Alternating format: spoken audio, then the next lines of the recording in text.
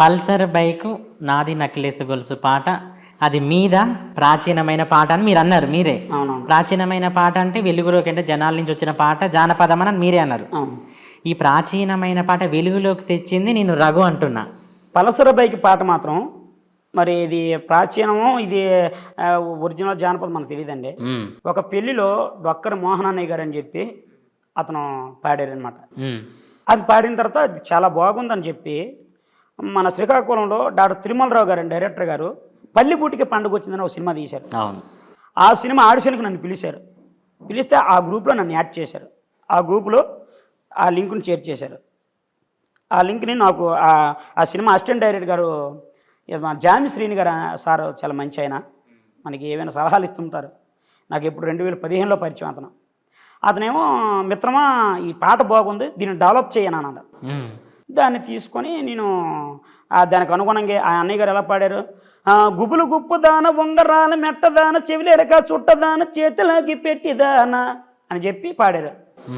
నేను కొద్దిగా దానికి మార్చి ఆ చింపురు జుట్టుదాన ఉంగరాల మెట్టదాన చెవిలేరక చుట్టదాన చేతిలాగి పెట్టిదాన, నేనే కాదు మిగతా కళాకారులు కూడా పాడుండొచ్చు.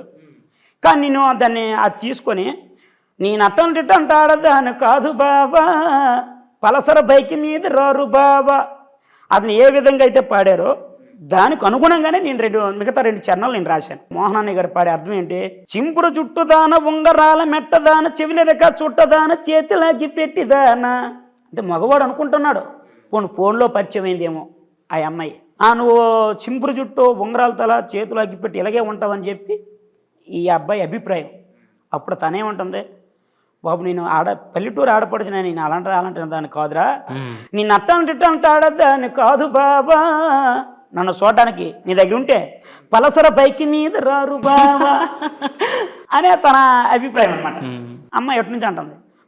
మళ్ళీ ఈడేమంటాడు, లేదు నోటులో చుట్టదాని నెత్తి మీద తట్టదాన ముక్కులోన పుడకదాన చేతిలోని కర్రదాన అంటే బొరుకు కర్ర, నెత్తి మీద తట్ట అదే ముక్కులో పుడక నోట్లో చుట్ట, నువ్వు పల్లె సాంప్రదాయానికి అమ్మాయి కదా, నువ్వు ఇలాగే ఉంటావేమో అని చెప్పి తన అభిప్రాయం.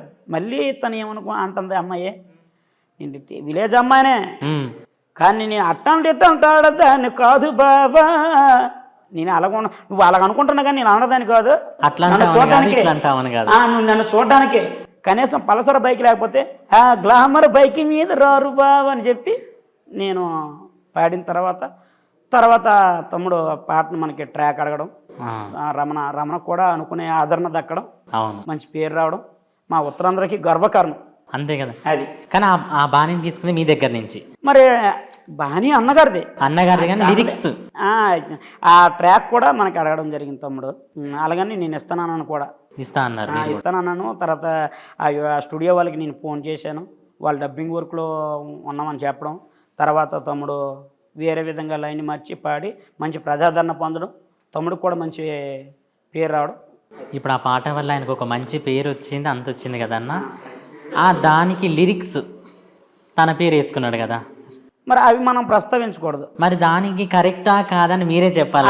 మనం మాట్లాడకూడదు, ఎందుకంటే అది తన అభిప్రాయం, తన వ్యక్తిగతం, మనకు అనవసరం.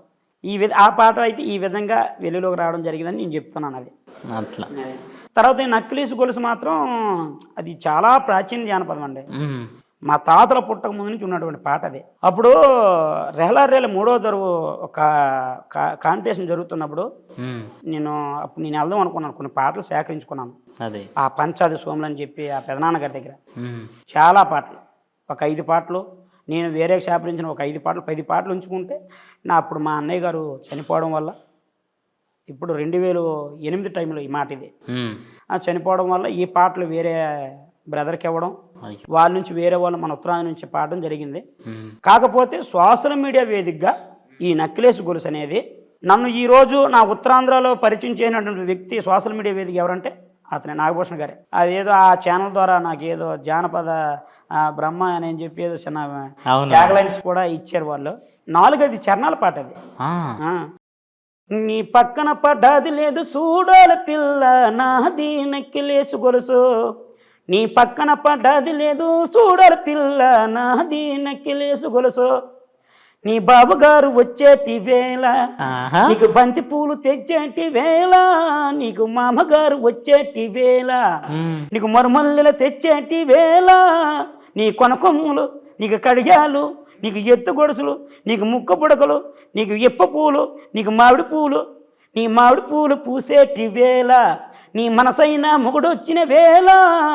అలాగా 4-5 చరణాల పాట అది. ఇది నేను పాడడం, తర్వాత బాగా ప్రజాదరణ పొందడం, పలాస సినిమా డైరెక్టర్ గారు నా చేత పాడిస్తున్నాను అవకాశం కల్పించి చెప్పడం, తర్వాత చివరి రోజుల్లో మరి మా అవకాశం చేజారిపోయింది. అది మీరు ఆ సినిమాలో పాడితే ఏమనుకుంటున్నారు మరి? అదే చెప్తాను కదా సార్, అందులో మనకు అవకాశం కల్పించినట్టుగా అయితే ఫ్యాషన్గా నేర్చుకున్నటువంటి కళ, ఆసక్తితో నేర్చుకున్నటువంటి కళ ఇప్పుడు ప్రవృత్తిగా మారి కుటుంబాలు పోషించుకుంటున్నారు. మ్మ్. అలాగా ఒక 10 కుటుంబాలు హ్యాపీగా బ్రతుకుతాయి కదండి ఈవెంట్లు వచ్చి.